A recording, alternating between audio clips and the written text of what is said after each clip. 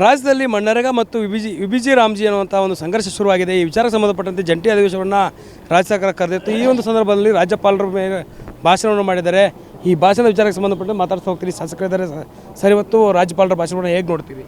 ನೋಡಿ, ಒಬ್ಬ ರಾಜ್ಯಪಾಲರು ಇವತ್ತು ಹಾಕಿರೋದೇ ಈ ರಾಜ್ಯದ ಏನು ತಮ್ಮ ಕಾನೂನು ಮತ್ತು ಇತರ ವಿಚಾರಗಳಾಗಿ ರಾಜ್ಯದಲ್ಲಿರುವಂಥದ್ದನ್ನ ಪಾಲನೆ ಮಾಡಬೇಕಂತ ರೀತಿಯಲ್ಲಿ ಹಾಕಿರ್ತಾರೆ.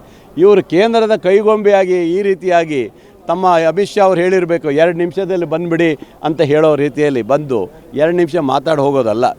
ಎಲ್ಲ ರಾಜ್ಯಪಾಲರು ಸಹ ಓದಿಬಿಟ್ಟು ಮುಕ್ತಾಯ ಮಾಡಿ ಈ ಬುಕ್ ಇದೆಯಲ್ಲ ಇದೆ ಅದನ್ನು ಇದು ರೆಡಿ ಮಾಡಿ ಹೋಗ್ಬೇಕಲ್ವಾ?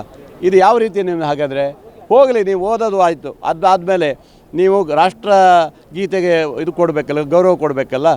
ರಾಷ್ಟ್ರಗೀತೆ ಒಂದನೇ ತೊಗೊಂಡು ನೀವು ಹೋಗ್ಬೇಕಾಯ್ತಲ್ಲ, ಯಾಕೆ ಹೋಗಲಿಲ್ಲ ನೀವು? ಹಾಗೆ ಯಾಕೆ ಗಡಿಬಿಡಿ ಹೋಗ್ತೀರಿ? ಆ ಸಿಟ್ಟಲ್ಲಿ ನಮ್ಮಲ್ಲೂ ಒಂದಿಷ್ಟು ಜನ ಕೂಗಾಡಿರ್ತಾರಲ್ವ. ಹೀಗೆ ರಾಜ್ಯಪಾಲರು ಕೇಂದ್ರದ ಕೈಗೊಂಬೆ ಆಗದೇ ನಾವು ಆಯ್ಕೆ ಮಾಡಿರೋ ಜನ, ಈ ರಾಜ್ಯದ ಜನ ನಮ್ಮನ್ನು ಆಯ್ಕೆ ಮಾಡಿದ್ದಾರೆ, ರಾಜ್ಯಪಾಲರನ್ನ ಆಯ್ಕೆ ಮಾಡಿಲ್ಲ. ರಾಜ್ಯಪಾಲರು ಆಯ್ಕೆ ಮಾಡಿದ್ದು ಅವ್ರು ಕೇಂದ್ರದ ನಾಯಕರು ಇವ್ರು ಮಾಡಿರೋದು, ಮೋದಿಜಿಯವ್ರು ಮಾಡಿರೋದು. ಅವ್ರು ಹೇಳ್ದಂಗೆ ಕುಣಿಯೋದಾದರೆ ನೀವೇನಕ್ಕೆ ಬೇಕಿಲ್ಲಿ? ಕೇವಲ ದಕ್ಷಿಣ ಭಾರತದಲ್ಲಿ ಮತ್ತು ಕಲ್ಕತ್ತಾದಲ್ಲಿ ಇಂಥ ಕಡೆ ಮಾತ್ರ ಈ ರೀತಿಯಾದ ಗೊಂದಲಗಳನ್ನು ಸೃಷ್ಟಿ ಮಾಡ್ತಾ ಇದ್ದಾರೆ. ಅವ್ರ ಕಡೆ ಇರುವಂಥ ಎಲ್ಲೂ ಸೃಷ್ಟಿ ಆಗ್ತಾಯಿಲ್ಲ. ಇದು ಭಾಳ ಬೇಸರ ಸಂಗತಿ. BJP ಇಲ್ಲೇ ಕೂತಿದ್ದೀರಲ್ಲ, ರಾಷ್ಟ್ರಗೀತೆಗೆ ಅವಮಾನ ಮಾಡಿ ಹೋದಾಗ ನೀವು ಯಾಕೆ ಸುಮ್ಮನೆ ಇದ್ರಿ? ನೀವು ಬೇರೆ ಹೇಳ್ತಾರೆ ಅವರು, ಏನು ರಾಷ್ಟ್ರಧ್ವಜ ನೀವು ಹಾರ್ಸೋಕೆ ಬಿಟ್ಟಿದ್ದೀರಾ, ಅಲ್ಲಿ ಪಾಕಿಸ್ತಾನ ಜಿಂದಾಬಾದ್ ಅಂದ್ರೆ ಸುಮ್ಮನೆ ಇದ್ದೀರಾ ಅಂತ. ಯಾವ ಪಾಕಿಸ್ತಾನ ಜಿಂದಾಬಾದ್ ಅಂದ್ರೆ ಹೊಡೀರಿ ಅಂತ ನಾನೇ ಹೇಳಿದ್ದೀನಿ, ಹೌದಾ? ಇವೆಲ್ಲ ನಡೆಯೋದಲ್ಲ, ಹೇಳೋದಲ್ಲ ಅಲ್ವಾ? ರಾಷ್ಟ್ರಗೀತೆಗೆ ಗೌರವ ಕೊಟ್ಟು ಅವ್ರು ಹೋಗಬೇಕಾಗಿತ್ತು, ಯಾಕೆ ಹೋಗಿಲ್ಲ? ಹಾಗಂತಾರೆ ಅಲ್ಲಿ ಧ್ವಜ ಹಾರಿಸಿಲ್ಲ, ಇಲ್ಲಿ ಧ್ವಜ ಹಾರಿಸಿ ಅಂತ ಈಗ ಹೇಳ್ತಾರಲ್ಲ ಇವ್ರು BJP ಅವರು. ಇವ್ರು ತಿಳ್ಕೊಬೇಕಿದಲ್ಲ. ಅದೇ ರಾಜ್ಯಪಾಲರ ಮೇಲೆ ಹಲ್ಲೆಗೆ ಮುಂದಾಗಿರುವಂಥದ್ದು ಸರಿಯಲ್ಲ ಅಂತ ಹೇಳ್ತಾರೆ BJP. ಯಾರು ಹಲ್ಲೆ ಮಾಡಿದ್ದಾರೆ?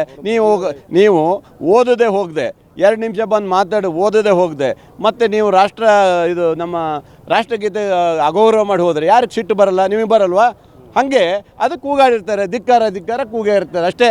ಹಾಗಾಗಿ ರಾಜ್ಯಪಾಲರ ವಿರುದ್ಧ ಏನಾದರೂ ನಿಯೋಗ ತೆಗೆದುಕೊಂಡು ಹೋಗ್ತಾರೆ? ಮುಖ್ಯಮಂತ್ರಿಗಳು ಹೇಳಿದ್ದೀನಿ, ದೆಹಲಿ ಇರುವಂಥ ಮಹಾತ್ಮ ಗಾಂಧಿ ಪ್ರತಿಮೆ ಮುಂದೆ ನಾವೆಲ್ಲ 130 ಜನ ಹೋಗ್ಬಿಟ್ಟು ಉಪವಾಸ ಸತ್ಯಾಗ್ರಹ ಕೂರಬೇಕು ಅನ್ನೋದನ್ನ ನಾನು ಹೇಳಿದ್ದೇನೆ. ನಾನು ಹೌದು CM ಅವರು ಏನು CM ಅವರು ಹೌದು ಸರಿ ಇದೆ, ನೋಡೋಣ, ನಾನು ಚರ್ಚೆ ಮಾಡ್ತೀನಿ ಅಂತಲೂ ಹೇಳಿದ್ದಾರೆ. ನಾವೆಲ್ಲ ಒತ್ತಡ ಹಾಕ್ತೀವಿ, ಹೋಗಲೇಬೇಕು. ಇಲ್ಲಾಂದರೆ ದಕ್ಷಿಣ ಭಾರತದ ಎಲ್ಲ ನಮ್ಮ ಏನು BJP ವಿರೋಧ ಇರುವಂಥವ್ರು ಯಾರಿದ್ದಾರೆ ಎಲ್ಲರೂ ಹೋಗಿ ಅಲ್ಲಿ ಕುತ್ಕೊಳ್ಬೇಕು ಅನ್ನೋ ನಮ್ಮ ಉದ್ದೇಶ ಇದೆ. ಇದಿಷ್ಟು ಬೇಳೂರು ಶಾಸಕರಾಗಿರುವಂಥ ಗೋಪಾಲಕೃಷ್ಣ ಅವರ ಮಾತು. ಕ್ಯಾಮರಾ ಪರ್ಸನ್ ಶಿವ ಜೊತೆ Durgesh Naik, guarantee news, Bengaluru. Guarantee news, ಸುದ್ದಿ ಖಚಿತ, ನ್ಯಾಯ ನಿಶ್ಚಿತ.